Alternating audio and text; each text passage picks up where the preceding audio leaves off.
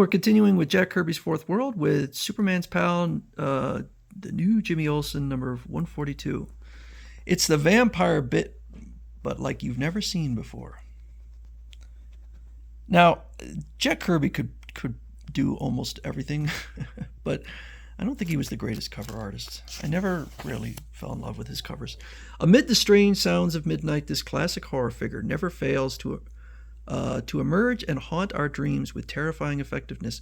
So here he is again, but wait, your writer advises you to expect something more than the same old routine from the man from Transilvane. Now that is purposely misspelled, it's not an accident.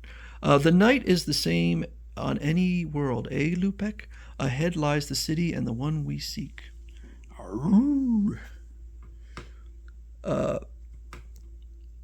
I sense her. I found her. I call her name. Laura Conway. Even as you sleep, you can hear my call. Like some sinister instrument locked on its invisible target, the man from Transilvane stands rigid. Then, from my eyes soars the power. It will reach her and create the mark which will make us as one. The power knows no distance. It projects for miles, to the city, to a building, to a window. And beyond the window is Laura Conway, sleeping, as the mark appears on her neck to change her body chemistry. What has been done is now done. The results of it will rival the most awesome events ever recorded. When Laura Conway takes up the threads of her life, the next day at the office of the Galaxy Broadcast System, her transformation is not ignored by Jimmy Olsen and his supersonic sidekick, seen here in his other identity, Clark Kent. You look a bit peaked this morning, Miss Conway, so we'll try to make it short. Yes, when do we get to see Morgan Edge? He's put us off long enough. We've got to talk to him. Boys, just give me a minute. And in a vignette entitled Startling Discovery, we give you the lovable Newsboy Legion. And back to ink by Vince Coletta. Morgan Edge is dodging us, I can tell you, for a darn good reason. If Morgan Edge is dodging us.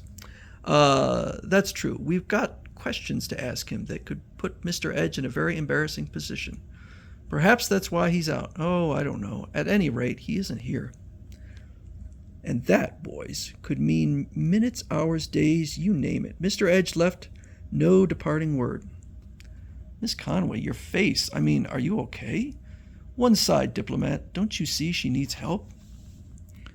She needs sorcery prevention, if you ask me. Did you see? I saw, but I can't believe it. Easy, Miss Conway. What do you make of it, Clark? This is no put on, Jimmy. She's doing the vampire bit, down to the very marks on the neck. And the answer, when it has fully taken hold, controls the body chemistry, controls the very body atoms so that a pattern is followed, a complete and total pattern. Oh my God, the mirror, Jimmy. Look in the mirror and tell me if what I see is so. Tell me if what I don't see is so. No, I know what you mean. Miss Conway casts no reflection, and you know what that means. Shouldn't we call a doctor or something, Clark? Of course, only here in Morgan Edge's empty office. We can at least make her feel comfortable. Or make her comfortable. Make her comfortable? Make a real vampire comfortable? Clark, she's liable to get up and bite us both on the neck. Oh, quiet. Let's get our bearings. And the total pattern must remain fixed, and nothing that belongs to it must ever be excluded. Eek, eek! A bat! Here in the city! In the office! Don't tell me what happens next. Yeah, I saw the movie too. Keep your cool, Jim. I like that he calls him Jim. Even into the final materialization. Good afternoon, gentlemen. Allow me to introduce myself, Count Dragorin of Transilvane. It figures. I regret the intrusion upon your many activities in this place. However, I am pressed to carry out my own, you see. If your business is with Miss Conway, I suggest that you talk to us about it. I second Clark's motion. Now, what's this about? How do you work this gimmick and why? You do have a certain charm, young man, but you tried Dragorin's patience. Oh, yeah? Well, why don't you drop the act and help Miss Conway? It was probably you that caused her illness. All we're trying to say, Count, is that we're concerned. We're friends of Miss Conway. I said that I'm pressed by urgent action, and so it must be. Behold, the evil eye, gentlemen, is not a myth. For it is the power, and in the power there is an irresistible force. Zap! Meanwhile, in the vast water-filled tunnel network below Metropolis, the Newsboy Legion has gone AWOL from the project. It's a dead end, fellas. The tunnel's petered out. Scrapper is right. It's the last stop. As resident authority on underwater, and related subjects, I find the tunnel ain't got ends. They always keep going somewhere. That's extremely profound, Flippadippa. But in more basic terms, so what now? Shut up, you guys. My little DNA scrapper trooper ain't giving up. He's trying to say something. If they duplicated him from one of your cell tissues, he can't be saying much. This way, tunnel lock. I heard him. There's a tunnel lock, eh? Then who but me's gonna find it, eh? Be careful, Flippadippa. These murky depths may be hazardous. Neato. I'll be back in a flash with the hash, if it's down there. Hey! Man, if this water was any murkier, I'd need radar to swim in it. But I see something in the rock wall ahead. Hope I don't need a king-size can opener to operate it. I'm clean out of shot grenades.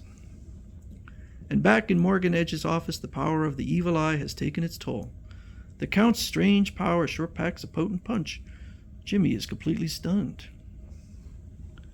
But I have more effective protection. It's called Superman.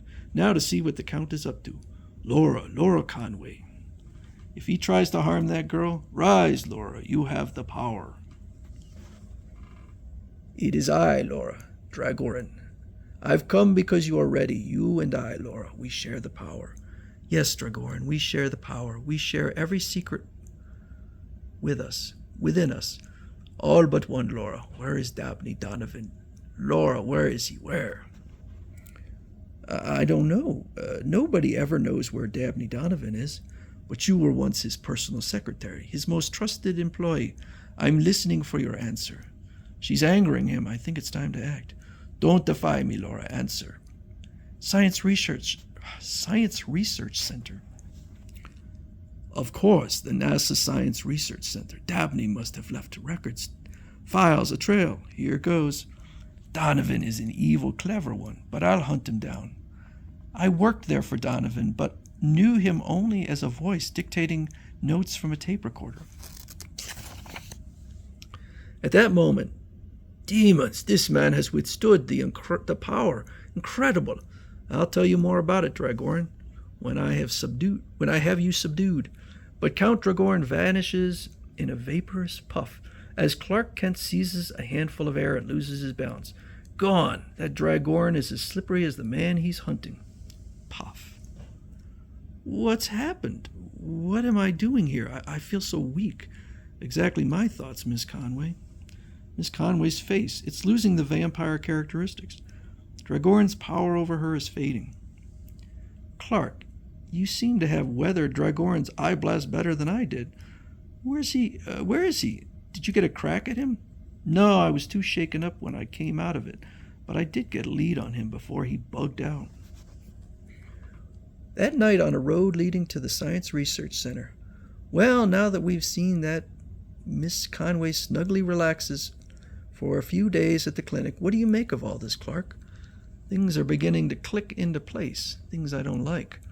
This research center we're heading for, it isn't being used anymore, is it? No, but it was booming in the 50s when our early space efforts were being made. Here we are. The place doesn't look like much now, but once it housed teams of eager beaver brains.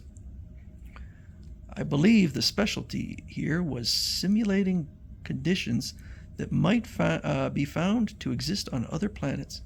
I see, you mean the scientists would reproduce the atmosphere of Mars right here on Earth.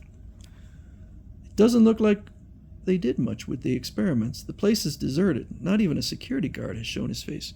Strange, the doors are open. So we'll continue with part 2.